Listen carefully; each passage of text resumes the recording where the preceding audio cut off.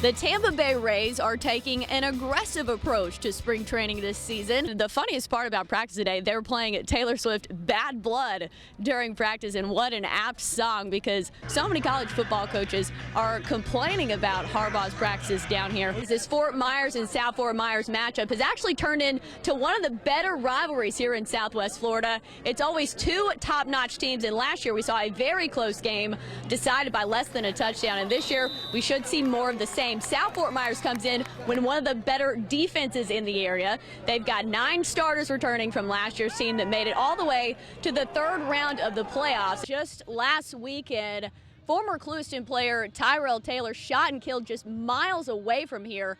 And as soon as the Clewiston players got to the field tonight, they went around his number. Fort Myers actually painted the number 66 for Tyrell Taylor on the field, and the Clewiston players all huddled around it and prayed, and it was heartbreaking to watch. You could see them just kneeling there in silence, and several players just lingering there.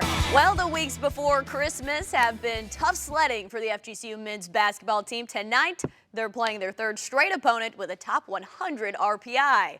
A nice crowd on hand to watch the Eagles host 9-2 Louisiana Tech. Now, FGCU would lead 36-32 at the half, and their bench players would continue that momentum in the second. Zach Johnson with the breakaway slam. Louisiana Tech would have several guys who were actually deadly off the dribble. LeAntoine Luckett with the drive. Eric McCree with the finish. The Bulldogs now take a 4-point lead, but not for long. Julian DeBose from the corner.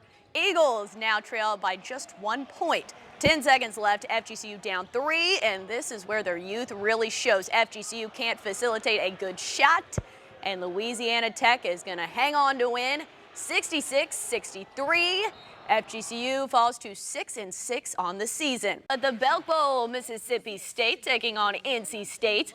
Bulldogs senior quarterback Dak Prescott putting on an absolute clinic in his final collegiate game. He'd throw for 380 yards, 4 touchdowns, as Mississippi State explodes for 51 points en route to a 51-28 win. Well, in Nashville, Texas A&M and Louisville duking it out in the Music City Bowl. The Aggies would have no answer for Cardinals quarterback Lamar Jackson. He zigzags into the end zone as Louisville takes an early 7-0 lead. Still the first, Trey Carson is not too shabby either. He goes right down the middle as Texas A&M trims the lead to 13-7. Cardinals look to respond, and this is the definition of a dual-threat quarterback. Lamar Jackson has the vision of a running back. He goes 61 yards for the touchdown, and Louisville holds on to win this one 27-21.